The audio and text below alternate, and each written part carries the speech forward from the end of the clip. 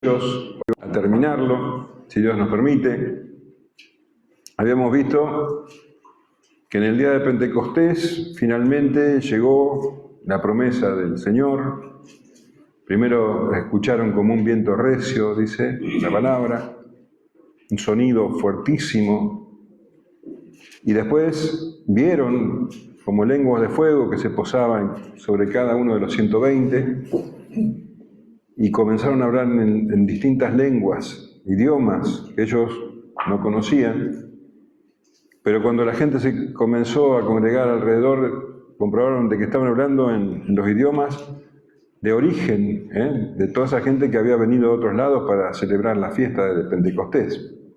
Gente de Asia, gente de Europa, de África. Escuchaban a los apóstoles, a los que estaban con ellos, hablar en sus propias lenguas. Y esto era sorprendente. Muchos se quedaron asombrados y preguntaban ¿qué es esto? Y otros se reían y decían que estaban borrachos. Y fue entonces cuando el apóstol Pedro tomó la iniciativa, tomó el liderazgo y comenzó a hablar en lo que sería el primer sermón de la iglesia cristiana, que estuvimos estudiando el jueves pasado. Un sermón no preparado, el apóstol no sabía que ese día iba a predicar. Sin embargo, es un modelo para cualquier sermón a lo largo de la historia, porque él, citando las Escrituras, citó al profeta Joel y 2 profecías de David, para demostrar que lo que estaba ocurriendo ahí era que justamente se cumplía la profecía de Joel, que iba a ser derramado el Espíritu sobre toda carne, no sobre todo el mundo, sino sobre todas clases de personas, mujeres, hombres, jóvenes, ancianos, esclavos, libres, y que todas estas personas iban a manifestar dones del Espíritu Santo.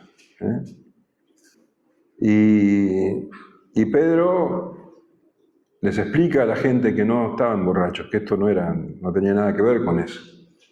Y les habla de Jesús, que Jesús fue enviado por Dios, al que ellos asesinaron.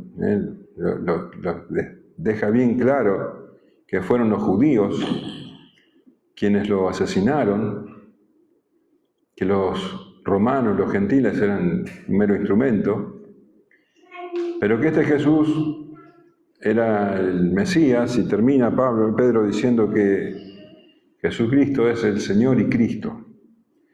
Y esto, fue una conmoción en todos los que escuchaban. Así que vamos a leer la reacción a las palabras de Pedro, y vamos a terminar el capítulo con cómo eran los primeros días de la iglesia cristiana. Así que primero vamos a hablar sobre la reacción de esos oyentes ante el sermón de Pedro. Vamos a leer del 37 al 41. Al oír esto, se compungieron de corazón y dijeron a Pedro y a los otros apóstoles: varones hermanos, ¿qué haremos? Pedro les dijo: arrepentíos y bautícese cada uno de vosotros en el nombre de Jesucristo para perdón de los pecados, y recibiréis el don del Espíritu Santo. Porque para vosotros es la promesa, y para vuestros hijos, y para todos los que están lejos, para cuantos el Señor nuestro Dios llamare. Y con otras muchas palabras testificaba y les exhortaba, diciendo: sed salvos de esta perversa generación. Así que los que recibieron su palabra fueron bautizados. Se añadieron aquel día como 3.000 personas. Se compungieron de corazón, dice. La palabra compungieron, en griego es katanuso, que significa literalmente perforar hasta atravesar. Esas palabras les atravesaron el corazón. De hecho, la Nueva Traducción Viviente dice así: las palabras de Pedro traspasaron el corazón de ellos.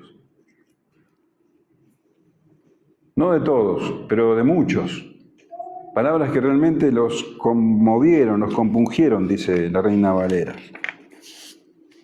Y Pedro los había acusado directamente de ser asesinos, recién lo mencionábamos, de haber asesinado al Señor Jesús. No podían escudarse de que fueron los soldados romanos ni Pilatos, no, ellos fueron los que tramaron y fueron los que lo entregaron y los que gritaron que lo crucifiquen. Y lo que para ellos siempre había sido una locura, ahora les sonaba con toda lógica. El Espíritu Santo estaba obrando, haciendo exactamente lo que el Señor Jesús había dicho que iba a hacer. En Juan, capítulo 16, versículo 8, el Señor Jesús le dice a los discípulos, en esa última noche, en la última cena, y cuando Él venga, hablando del Espíritu Santo, convencerá al mundo de pecado, de justicia y de juicio. Eso era lo que estaba pasando ahora.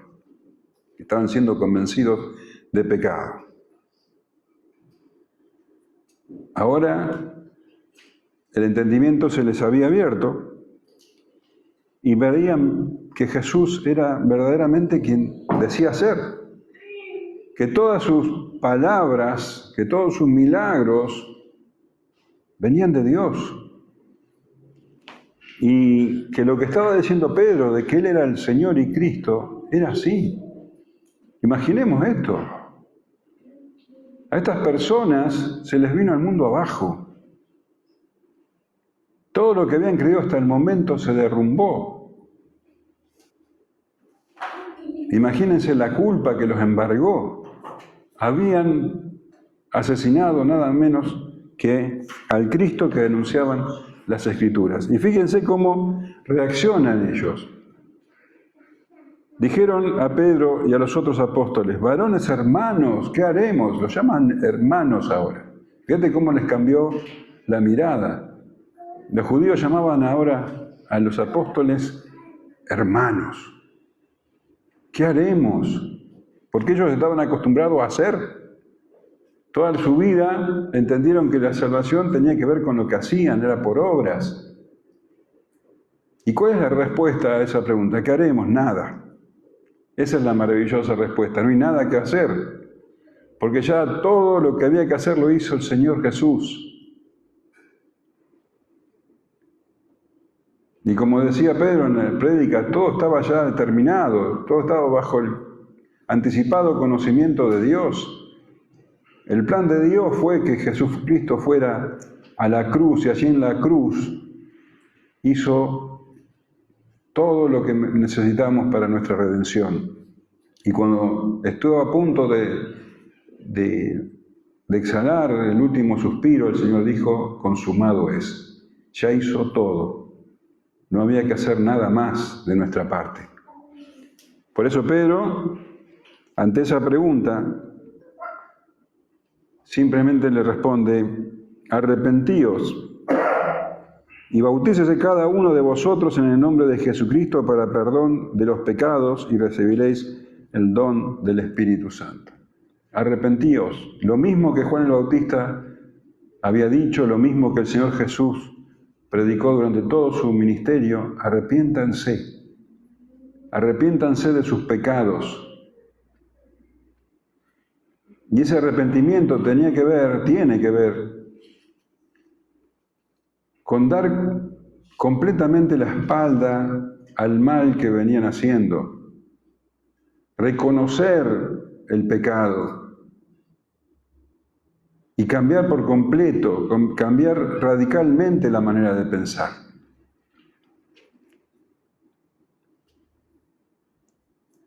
Sobre todo con el Señor Jesús, al que había visto hasta ese momento como un mentiroso, como un loco, ahora era el Señor y Cristo. Así que arrepentimiento implica un cambio total de la mente. Aquel que se arrepiente es consciente, porque el Espíritu Santo lo convence de pecado, es consciente de su pecado y que no puede salvarse por sí mismo. De ahí viene la pregunta. La pregunta lógica es ¿qué haremos? Y lo único que uno puede hacer es arrepentirse y aferrarse al Salvador. Como no se puede salvar a sí mismo, necesita que lo salven. Y ese Salvador se llama Jesucristo. Cuando alguien se arrepiente, desaparece la incredulidad y llega la fe salvadora. Lo que antes parecía locura, ahora es real, es convencimiento puro, convencimiento de pecado, de justicia y de juicio. Y Pedro le dice, arrepéntanse, arrepentíos, y bautícese cada uno de vosotros. Ahora no nos confundamos, el bautismo no tiene nada que ver con la salvación, no trae salvación. Me expresé mal, sí tiene que ver, pero no trae en sí mismo la salvación. El que es salvo se bautiza, porque es una muestra de obediencia y es una confesión de la fe. El que se bautiza se identifica con Jesucristo en su muerte. Así dice Romanos capítulo 6. El que se bautiza está expresando lo que ocurrió en el momento de su conversión. Se identifica con la muerte de Jesús. Ha muerto a la vieja vida. El viejo hombre ha sido crucificado con Jesucristo para nacer a una nueva vida con la resurrección del Señor Jesús. Un nuevo hombre, una nueva criatura. De eso se trata el bautismo. El arrepentimiento de pecados viene con la fe en Jesucristo. El arrepentimiento y el perdón de pecados, el perdón, mejor dicho, viene por la obra salvadora del Señor en la cruz y en su resurrección. Así que dice, bautícese cada uno de vosotros en el nombre de Jesucristo para perdón de pecados. Y esto ha servido para que algunos digan, no hay que bautizarse en el nombre del Padre, del Hijo y del Espíritu Santo, sino en el nombre de Jesucristo. Personas que buscan el pelo en la sopa. El Señor Jesús ordenó, cuando dio la gran comisión en Mateo 8, 28 y 29, que se predique el Evangelio y que se bautice en el nombre del Padre, del Hijo y del Espíritu Santo. Lo que está diciendo Pedro acá no es que está negando esa fórmula, sino que está enfatizando en la obra de Jesucristo. Él murió en la cruz para que nuestros pecados sean perdonados. Y recibiréis el don del Espíritu Santo, que tampoco ocurre en el bautismo. El don del Espíritu Santo viene al creyente en el momento de creer. Entonces lo que Pedro está diciendo es, lo que tienen que hacer ustedes es arrepentirse y bautizarse. Lo que hace el Señor es cumplir con lo que Él había dicho, la promesa que ahora va a mencionar en el capítulo siguiente. El don del Espíritu Santo, el don, el regalo, es precisamente la presencia del Espíritu Santo en la vida del creyente. Porque para vosotros es la promesa, dice Pedro, y para vuestros hijos, y para todos los que están lejos, para cuantos el Señor nuestro Dios llamare. Entonces la promesa es justamente la presencia del Espíritu Santo en nuestras vidas. El Señor le había dicho a sus discípulos en Lucas capítulo 24, versículo 49, «He aquí, yo enviaré la promesa de mi Padre sobre vosotros, pero quedad vosotros en la ciudad de Jerusalén hasta que seáis investidos del poder desde lo alto». La promesa del Padre. En Hechos 1:4 les vuelve a decir, estando juntos, les mandó que no se fueran de Jerusalén, sino que esperasen la promesa del Padre, la cual les dijo, oísteis de mí. Y fíjate que dice que esta promesa es para vosotros y para vuestros hijos y para todos los que están lejos, para cuantos el Señor nuestro Dios llamare. Y si lo pensás, vos que estás leyendo la Biblia, acordate de la promesa que Dios le hizo a Abraham. Allá en Génesis 17:7 dice, «Y estableceré mi pacto entre mí y ti y tu descendencia después de ti en sus generaciones, por pacto perpetuo para ser tu Dios y el de tu descendencia después de ti». Y acá continúa, nosotros somos descendientes de Abraham por la fe, dice Pablo. Entonces, es para vosotros y para vuestros hijos y para todos los que están lejos, para cuantos el Señor, nuestro Dios, llamare. Para ellos, para sus hijos, los que estaban ahí, para sus hijos, para los que están lejos. Y está hablando con esta palabra, lejos en el tiempo y en el espacio. Porque esta promesa era para todos los que el Señor llamare, de todo pueblo, de toda nación, de toda lengua, de toda raza. Y así es que esta promesa se cumple también en vos y en mí. Cumpliendo la profecía de Joel, que dice que todo aquel que invocare el nombre del Señor será salvo. Qué tremendo, ¿no? Y con otras muchas palabras testificaba y les exhortaba diciendo, sed salvos de esta perversa generación. Claro, las palabras de Pedro fueron impactantes, conmovedoras, conmocionantes. Estamos hablando de judíos que desde pequeños fueron enseñados que la salvación era para ellos, que ellos eran el pueblo elegido, que por sus obras, por su obediencia a la ley serían salvos. Y ellos habían participado en la muerte del Señor Jesús, haciéndole caso a sus líderes. Y ahora tenían que dejar todo eso atrás, tenían que enfrentarse a la decisión más grande de sus vidas. Y dice que, bueno, que Pedro testificaba y les exhortaba, evidentemente, semejante revelación para estos hombres y estas mujeres. Hizo que, bueno, manifestaran preguntas y dudas. Y dice que Pedro testificaba con muchas palabras, les explicaba de muchas maneras. Y les exhortaba diciendo, sed salvos de esta perversa generación. ¿Qué generación? La generación que crucificó al Señor Jesús. La generación de esos líderes, el Señor Jesús les había dicho que esa era una generación mala y perversa, de esos líderes que habían complotado contra Jesucristo. Estos escribas, fariseos, sacerdotes que querían tener el control del pueblo, ahora tenían que romper con todo eso y ser salvos de esa perversa generación. Ellos sabían que si seguían a Cristo iban a tener que romper con todo su pasado y que iba a traer el rechazo, iba a traer el odio.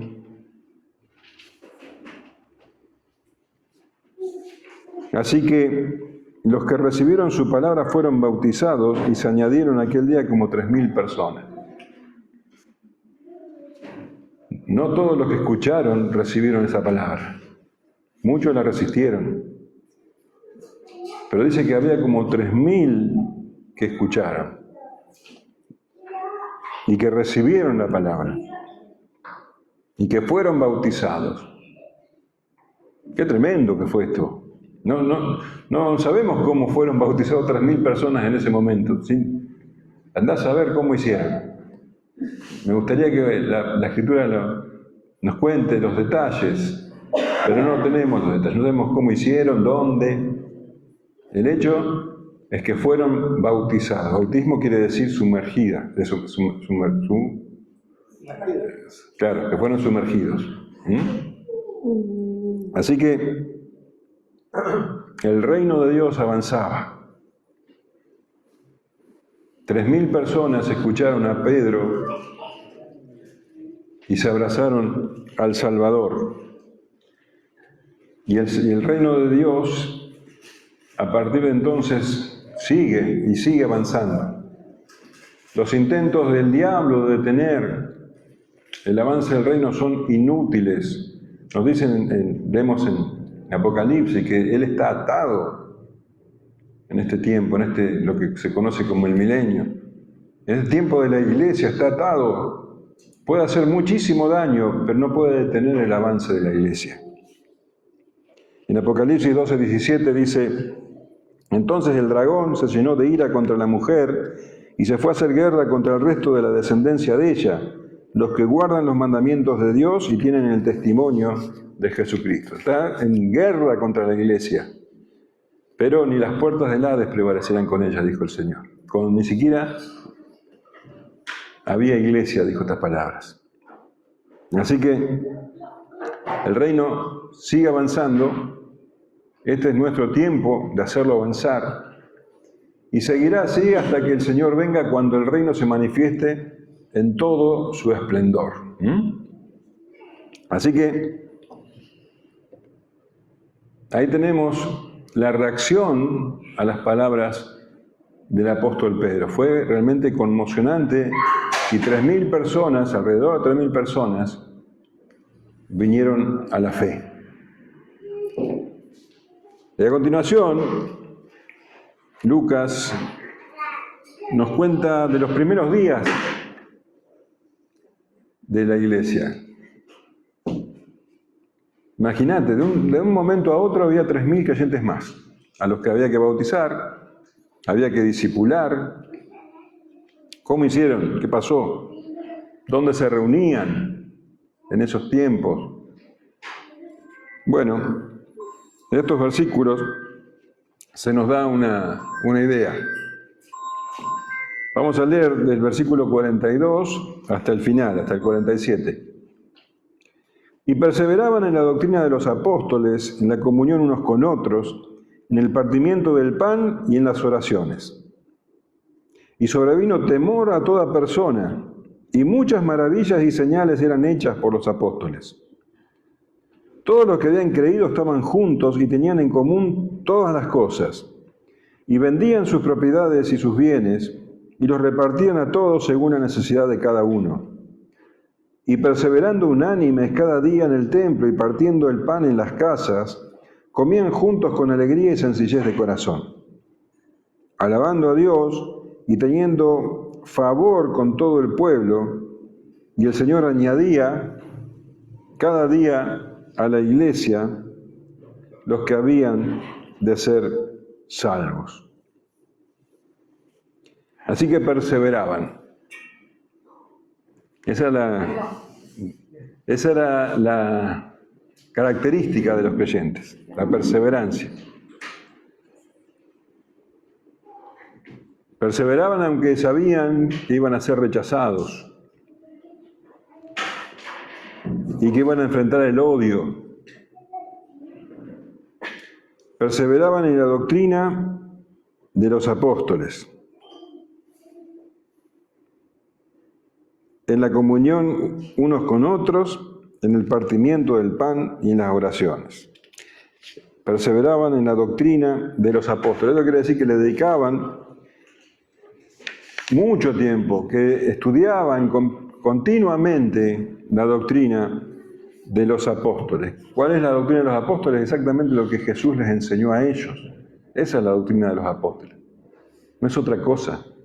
Mateo 28:20 dice: enseñándoles que guarden todas las cosas que os he mandado, y aquí yo estoy con vosotros todos los días hasta el fin del mundo. Amén. Enseñándoles todas las cosas que os he mandado. Esta era la doctrina que ellos enseñaban, lo que recibieron del Señor Jesús. La iglesia que no enseña la doctrina de los apóstoles no es una iglesia verdadera. La iglesia se caracteriza por la enseñanza de la doctrina. En 1 Timoteo 3:15 dice que la iglesia de Dios viviente, columna y baluarte de la verdad. La verdad, y no otra cosa. Entonces, Dios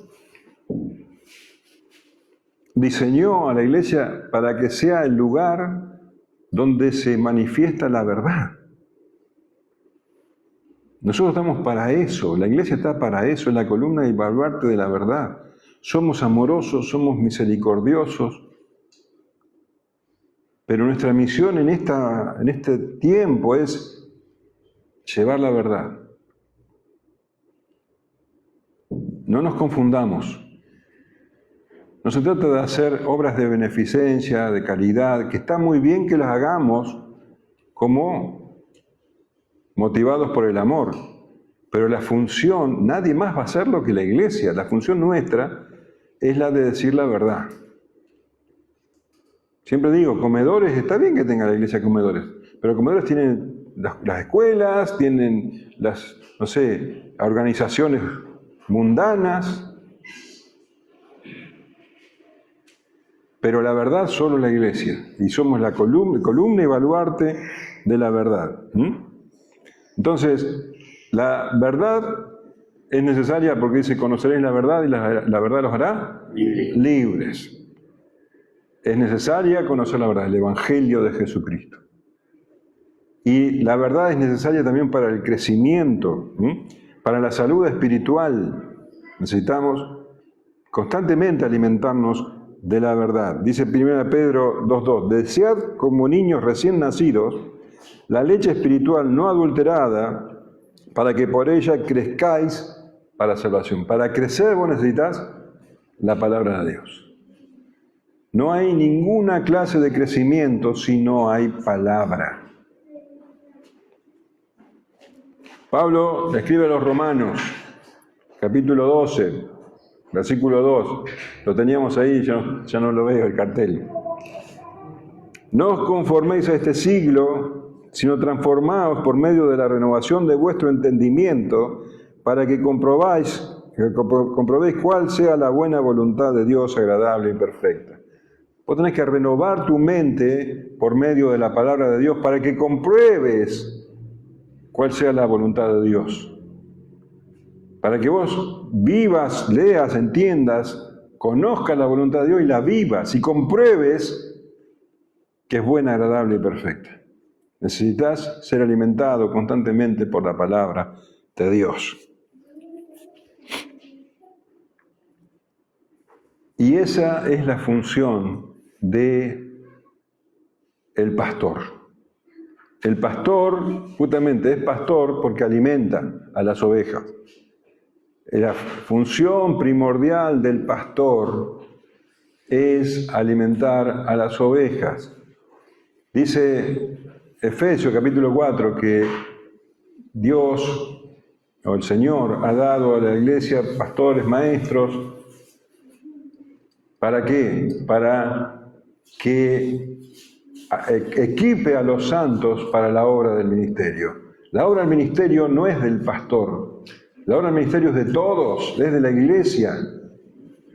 Entonces, bueno, el pastor visita, está bien, pero si visita y no enseña la palabra, no está ejerciendo su función. La función del pastor es enseñar. La obra de la iglesia es de toda la congregación. ¿Amén? Entonces, dice Pablo a Timoteo, 1 Timoteo 4:6, si esto enseñas a los hermanos, serás buen ministro de Jesucristo, nutrido en las palabras de la fe y de la buena doctrina que has seguido. 1 Timoteo 4:16, ten cuidado de ti mismo y de la doctrina, persiste en ello, pues haciendo esto te salvarás a ti mismo y a los que te oyeren. 2 Timoteo 4:1, te encarezco delante de Dios y del Señor Jesucristo, que juzgará a los vivos y a los muertos en su manifestación y en su reino, que prediques la palabra, que instes a tiempo y fuera de tiempo, redarguye, reprende, exhorta con toda paciencia y doctrina. Esa es la función del pastor.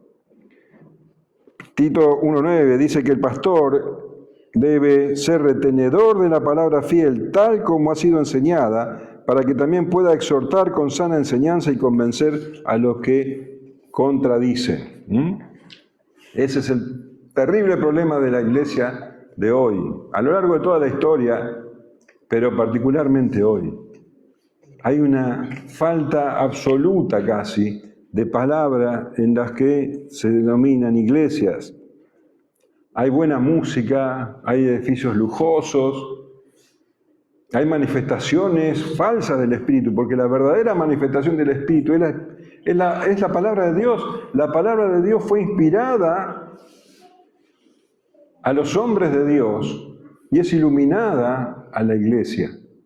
Entonces, ¿querés manifestación del Espíritu? La tenés acá escrita. Esta es la verdadera palabra de Dios. ¿Querés saber qué quiere Dios para tu vida? Acá está.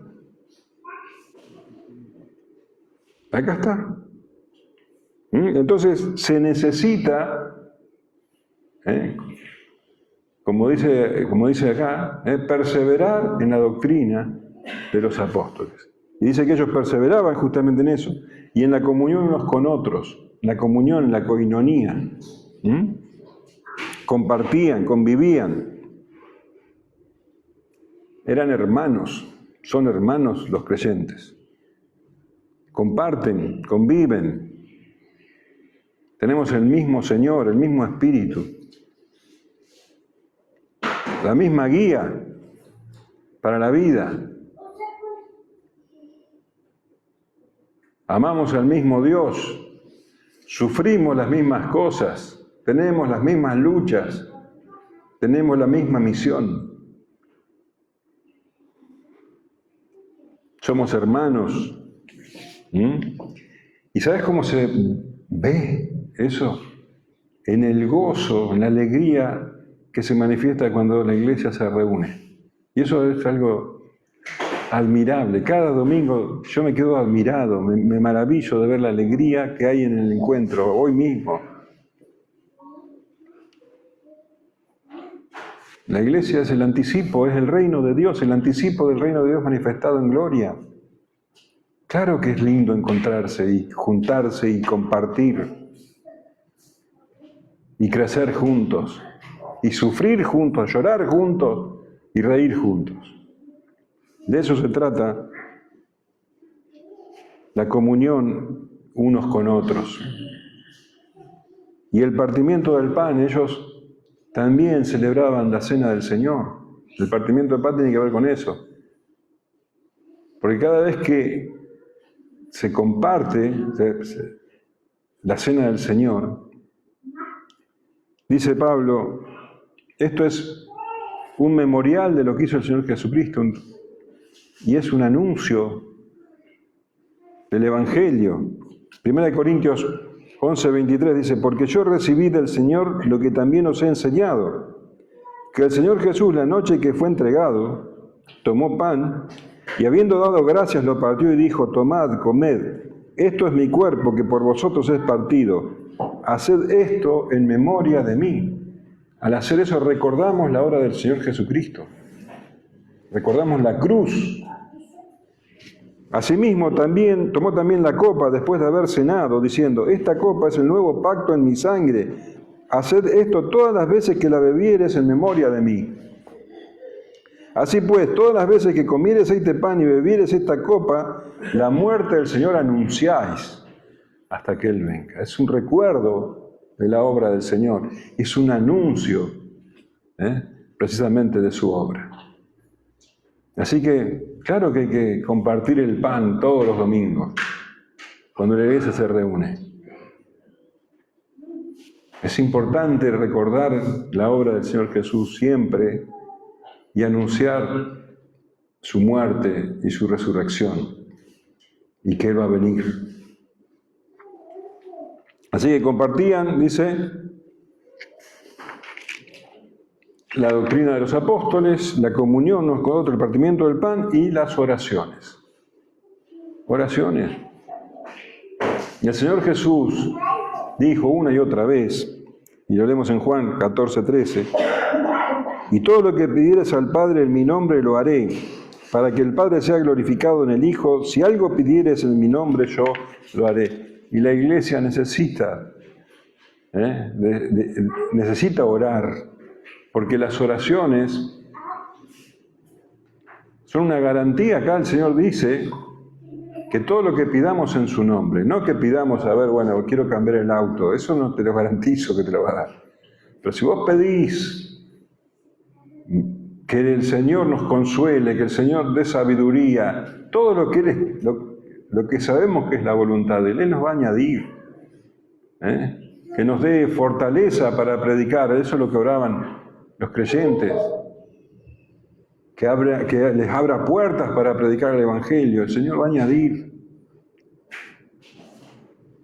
Y la iglesia primitiva se aferraba a esa promesa. Y atravesaron los momentos durísimos que tuvieron que pasar justamente en oración. Y sobrevino temor a toda persona.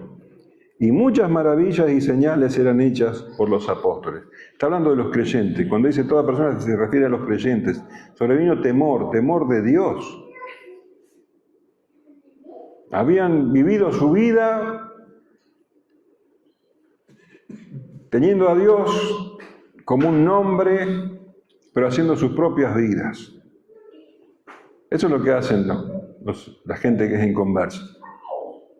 Tal vez hasta se pueden llamar a sí mismos cristianos, pero viven sus propias vidas. Pero ahora sobrevino temor de Dios. Temor de Dios. Y muchas maravillas y señales eran hechas, dice. Claro, porque veían el obrar del Señor constantemente. Maravillas y señales hechas por los apóstoles. Porque el Señor les había investido de poder para hacer esto. En Mateo 17 dice, y yendo a predicar diciendo, el reino de los cielos se ha acercado, sanad enfermos, limpiad leprosos, resucitad muertos, echad fuera demonios, de gracia recibisteis, dad de gracia. El Señor les había dado la autoridad para hacer estas cosas, y muchas maravillas hacían los apóstoles, y la apóstol y a la gente, eso le provocaba temor de Dios. Temor de Dios no es miedo a Dios. Miedo a Dios tienen que tener los inconversos, porque el juicio de Dios está sobre ellos. Pero los creyentes no tienen miedo a Dios, tienen temor de Dios. Y esto viene sobre aquellos que toman conciencia de quién es Dios, toman conciencia de su santidad, o empiezan a tomar conciencia, porque es algo que nosotros vamos aprendiendo a lo largo de toda nuestra vida de creyente. De su santidad, de su poder, de su justicia, de su soberanía. Entonces, esto se llama temor reverencial. Y el temor reverencial provoca obediencia y gratitud, asombro. No podés creer que el Dios que hizo los cielos y la tierra, el Dios santo y justo, se haya fijado en vos. Él está con sus ojos puestos todo el día sobre vos.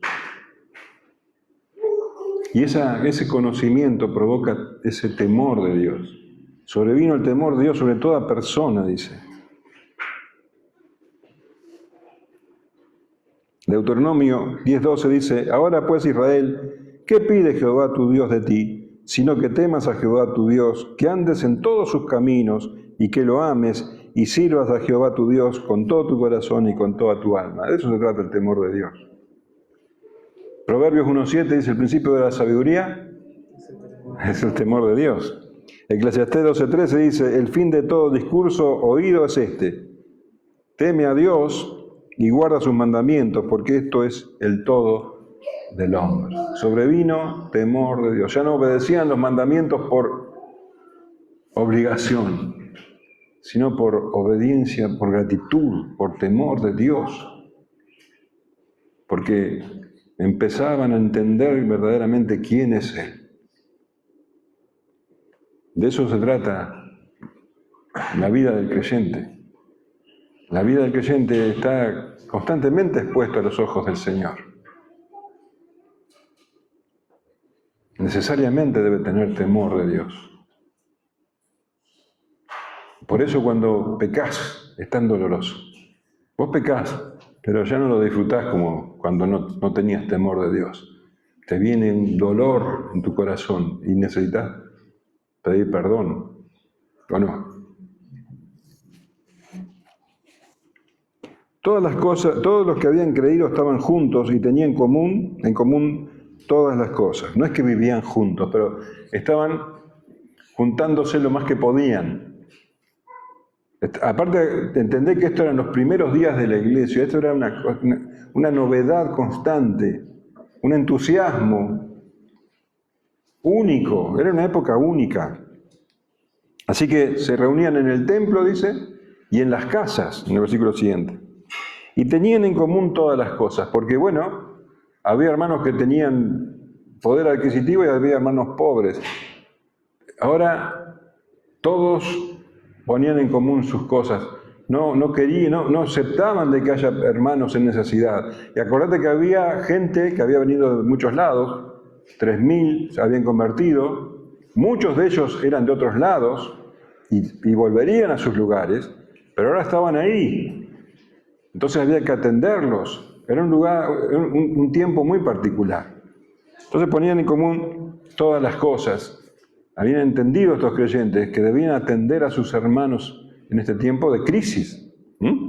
Y vendían sus propiedades y sus bienes y los repartían a todos según la necesidad de cada uno. ¿Te das cuenta que era un tiempo particular? Ahora, todo esto que estamos leyendo era particular. No podemos sacar de este capítulo normativas para la iglesia. Así como no podemos decir que cuando viene el Espíritu Santo se habla en lenguas, tampoco podemos decir que cuando viene el Espíritu Santo hay que vender las casas y darla a los pobres. No se trata de eso. De hecho, nunca escuché a alguien que afirma que hay que hablar en lenguas que diga también que hay que vender las casas. ¿Vos escuchaste eso alguna vez? Bueno, pero sería el mismo principio. Pero no se razona de esa manera. Era un momento particular de la iglesia y los que lo hacían voluntariamente. No había algo normativo que ahora tenían que vender. Era una efusión, inspirados por el Espíritu Santo seguramente, de suplir las necesidades de los otros, porque era un momento particular. Entonces decidían de su propia voluntad vender sus propiedades para bendición de otros. Si vos te acordás, más adelante, creo en el capítulo 5, es de Ananías y Zafira, que mienten, venden su casa y mienten, y Pedro le dice, ¿eso era tuyo? Aun cuando vendieron eso, seguía siendo de ustedes el dinero. No es que había una norma de que había que vender, no, esto era totalmente voluntario, libre. Dice que vendían sus casas, vendían sus propiedades y sus bienes y los repartían a todos según la necesidad de cada uno.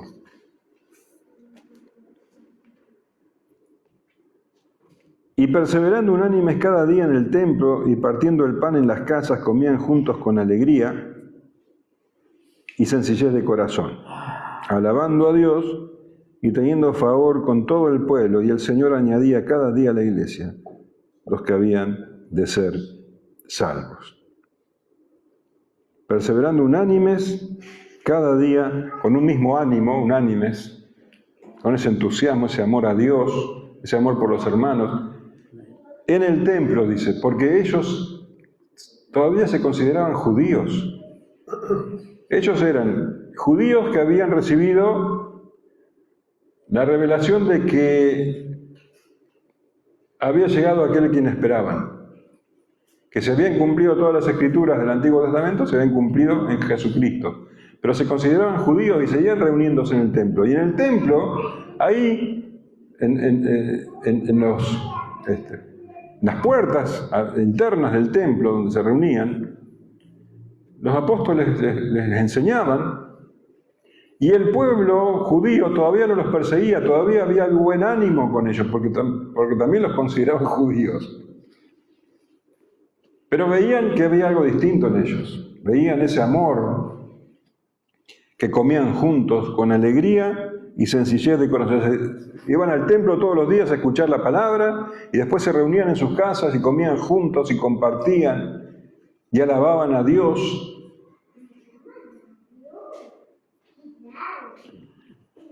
Y dice que tenían favor de todo el pueblo. El pueblo los veía y realmente se admiraba de cómo se trataban, de con qué alegría vivían, cuánto amor había entre ellos. Y esto provocaba, ese testimonio tan fuerte, provocaba que muchos vinieran a la fe. Dice, y el Señor añadía cada día a la iglesia. Todos los días había gente que se añadía a la iglesia, que confesaba su fe en Jesucristo. Era el Señor que los añadía, lo dice bien claro Lucas. Y el Señor añadía cada día a la iglesia los que habían de ser salvos, los que ya habían sido determinados. Aquellos el Señor los fue añadiendo. Él dijo, nadie viene a mí si no le fuera dado por el Padre. Así que el Señor iba añadiendo cada día a la iglesia los que habían de ser salvos. Y así eran los primeros días de la iglesia. Todavía no había persecución. Pronto se iba a desatar. Pero eran tiempos de paz, tiempos de alegría, de sencillez de corazón. Por eso esta efusividad y vendían sus casas y compartían. Eran tiempos nuevos. Y la iglesia se estaba preparando para lo que vendría. Amén. Bueno. A mí la parte que me gusta, importante, es la de